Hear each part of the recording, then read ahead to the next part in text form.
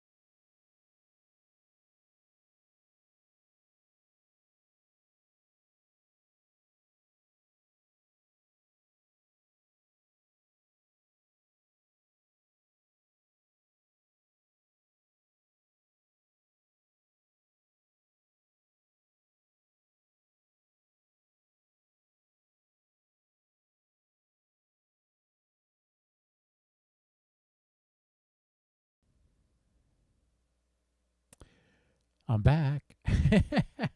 Yeah, this OBS software gets me every time. Every time we make a new scene, I got to remember I got to add the sound because you have to add each individual thing that you're going to use.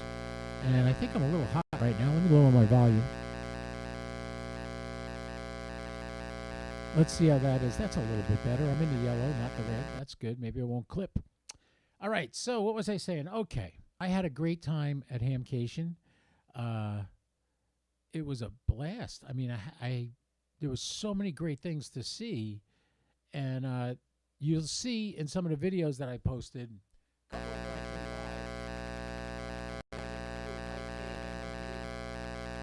got it. My buddy's texting me about my ATOS antenna. We'll get to that. So the situation Thursday, I stayed at the Best Western. The best part about the Best Western was it was only 2 miles from the uh, fairgrounds, so I was able to get there in and out in no time. I was there when the doors opened on Friday. I got inside. I got to see Ray Novak say hello. I saw Eric KJ4YZI. He was there. Josh.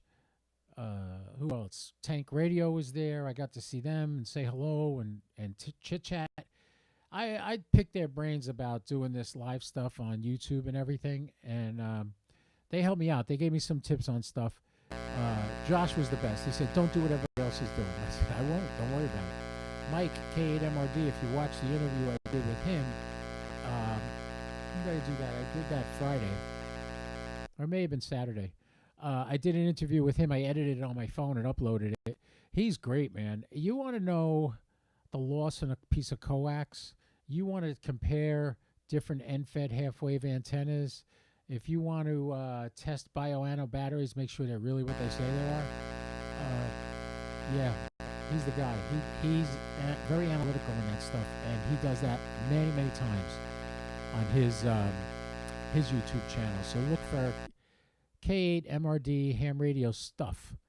That's his YouTube page. I got in mobile HF, and everybody and their brother suggests to use the Yaesu 891 with the ATOS ATOS antenna because the ATOS automatically tunes for whatever band you're in. It's a 100-watt portable HF radio, and I've got it. I worked all day today putting it in my car, and I'm going to tell you a funny story, and hopefully this has a happy ending. We don't know yet. I bought the extension kit from Yaesu. Actually, I got it from HRO, but it's a Yaesu extension kit. I put the radio in the trunk of my car, which I think is probably the best thing I ever did. As a matter of fact, I'm going to move my FTM 300 back there when I have a day where I got nothing to do. I'm going to run that wire all the way back there too. But what happened was I run the coax, fish it through all the moldings around the car and all that. The antenna I got only had a 6-foot wire on it, and that wire was not going anywhere. It just barely got inside the cab. So what I had to do was put an end on it and basically add another piece. It's a RG 313, I think is what it is, or 318. The real skinny coax. For HF, it's not that bad. Wow, that time went fast. There's a satellite going by. Skip it. We won't be doing it. I'd rather talk to you about this. So I put it in the car today. My time, making sure I don't screw anything up. I don't want to pinch the power wire. I want to make sure it's all legit. So I get the whole thing in. I hook it all up. When I go to tune the ATOS, I just get blinking ATOS, then solid, and nothing. No sound, no nothing. Not picking up anything, not hearing anything. I said, all right, let me check that wire, make sure there's not a short or something. So I open up the trunk, I disconnect it from the radio, I take off the ATOS antenna, and I measure it, and bam, there's a short circuit. And I'm like, oh, what did you do? Probably just one little wire, got in there and messed it up. So the next thing I did was pull out the molding on my car again, pull the connectors out, cut off all the shrink tubing I put around them, and see if I can find out what the heck the problem was. Well, I found it. It was a short in the wire, the end that I put on going back to the mount. Took that off, put a new piece on, all set. Hooked it all up, nothing. But I think I know why. The Yaesu extension setup had a little female-to-female plug. You take the cable from the microphone from the radio, you plug it into one end, you plug the microphone into the other end. For the life of me, I cannot find where I put that thing. I had it today, and I have no idea where it is. I searched high and low. I said, did I drop it under a seat? Is it still in the trunk of the car? Where is it? I don't know. I'm going crazy. So technically, I can't say the ATOS and the radio are not working because the mic isn't connected, and maybe it needs the microphone in order to key it, to tune the radio to the antenna. Don't know. But everybody told me, just put it aside, forget it for now, go eat dinner, and now I'm doing this live. Tomorrow morning, I'll go out there and I go head over to the EOC tomorrow morning. I might stop at Walmart or something, see if I get one of those plugs that I need for the one I lost somewhere in my house. It's either in my garage, it's in the drawer of my toolbox or something. I don't know. Is that funny or what? So I got the whole thing done. It looks beautiful. It's in, it's mounted. The head's mounted, the wires are run, everything's connected. I just got to connect the mic for the life of me. And, you know, funny thing, when I worked for the phone company, I had bins of those adapters. They were everywhere. I could just grab a fistful of them. Now, try to find one someplace. Unless there's a Radio Shack buried somewhere that I don't know about, there's no place you're going to find that, I don't think. So, on the other hand, that was my day today. And right now, what I'm doing right now is I'm running FT8. Here you go. This is me running FT8 right now on my ICOM 7300. You can see on the left side, that's my Ham Radio Deluxe logbook. On the right on top is WSJTX. And on the bottom right is my 7300 screen. You can see right now I'm running 160 meters. I don't think I'm going to do that anymore because it looks like it's dead, and the guy I wanted to talk to never answered. So heck with him. So let's change bands. Let's see. According to Grid Tracker, 17 meters and 40 meters are my best bet. So I was on 17 meters earlier. Let's try 40 meters. I just switch it over to 40, enable transmit, and I'm calling CQ on there. So that's what's going on right now. I'm running CQ on FT8. So if you run FT8, you want to try to get me, I'm on 40 meters. Come and get me. Look me up. I don't see anybody showing the call log, that is. But hey, who knows? So I got a couple more members in a group today, and that was nice. I was glad we did that. We got more people. So I spoke with Chuck from ABR Industries. He's going to set us up with a discount code. Ham Radio Prep is going to set us up with a discount code. They're all still at Hamvention, so I'm not going to bother them today, but I'll email them come Monday morning and see if they're can give me that code and get you guys discounts on stuff. ABR Industries is one of the best coax makers out there. Every one of their coaxes is buriable, so you don't need conduit or nothing. You can just they'll even personalize the cable for you. There's, if you ever saw ABR coax, there's a green strap around the cable, and they print right on it. They'll print your call sign on there if you want it, and they'll tell you how long it is, what kind of ends it has. Is everything's on that little green piece of rubber that they put on every one of their coaxes. So they're really good. They also have some nice noise chokes, nice one-to-one balance. Boy, we're getting, ever since I started doing live, nobody's talking to me. Oh, let me show you something. You see on the call log on the bottom right of just above the radio, you see there's two call signs there. One says CQ VOTA. That is volunteers on the air. Everybody that works for the ARRL as a volunteer is participating in this all year. I don't know if they're going to win prizes or whatever, but what I do is anytime I see a call sign I haven't contacted with, I'll hit it and give them credit for another call. So if you're doing Wires X and you see that, or if you see them spotted on the DX Heat or anywhere in the cluster as doing voice, feel free to contact them, make a QSO with them, because they're getting credit as volunteers of the ARRL all year round. So that's really cool. I already got this guy, NF3R. And boy, 40 meters is dead too. Let's try. Now I'm seeing 10 meters has got a lot of people on it. Let's try, according to Grid Tracker, let's try 10 meters. And we'll see if we get anything with that. I know for a fact that a couple of days last week,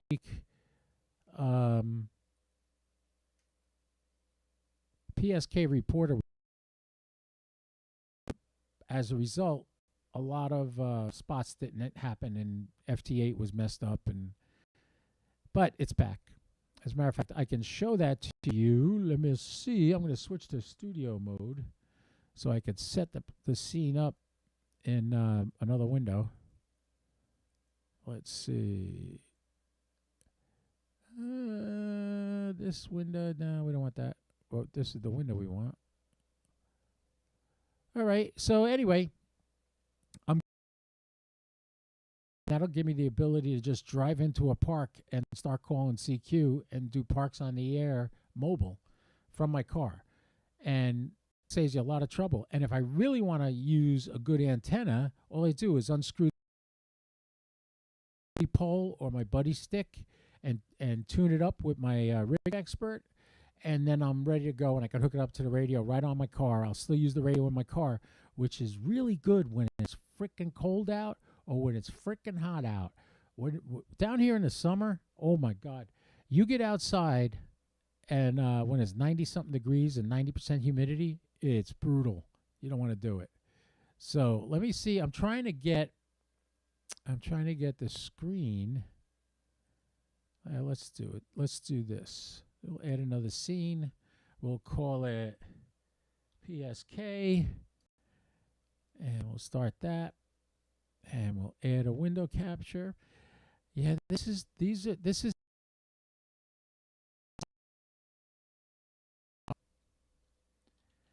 how you get to do this streaming. It's not easy. You have to work at it. All right, there it is. Very good. That's what I wanted. And we highlight that. Let's shrink it down a little smaller so it fits on the screen. And put that right there. And make it a little smaller even, so you see the whole screen. All right. We got that in there.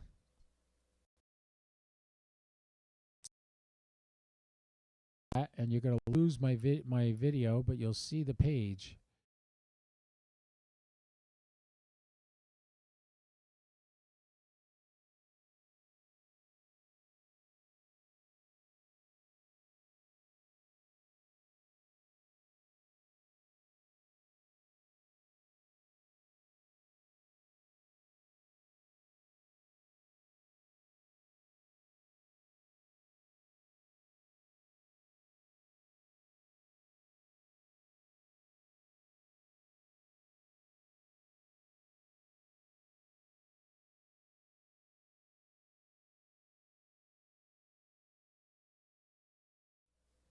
Can you hear? Yes, you can hear me now. Okay, good.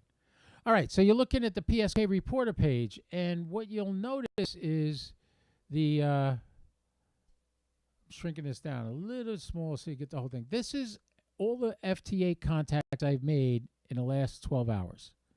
All these lines. You can see most of the day I was on 17 meters, and that was the pink ones. The gold ones are 20 meters. The yellow ones are 17. These blue ones are what I'm running right now. That's 40 meters. Now, a little tidbit about FT8. If you ever run FT8 and you want to know, well, you know, what's hot right now? Right up here, you put your information to look up, but just below it, it tells you there's 3,010 active monitors right now. Most of them right now are on 10 meters. So there's 768 on 10 meters. There's 619 on 20 meters. There is 462 on 40 meters. 396 on 17 meters. 334 on 30 meters. And so on and so forth, all the way down. It goes all the way down to, 24 gigahertz. So that's a good thing to know. And as a result, got the most people on it right now. Now, 768 is not a lot. Usually, sometimes you got like 1,300, 1,400, 2,400 people on one band.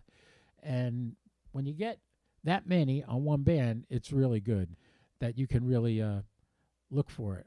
In this one here, I have Grid Tracker on the right. And as you can see, we've gotten a lot more contacts hitting up on Grid Tracker. And where are we? Oh, that's right. We went to 10 meters. We only got 3 people calling CQ, and I don't have any of them. So let's try the one right here in Ecuador. Hotel Charlie 2 Echo Papa. Let's see if we can get Edwin Javier Pobomina. Wow, what a name. Try to sign that on the back of a credit card. Anyway, we'll try to get Edwin. Let's see if he responds to me.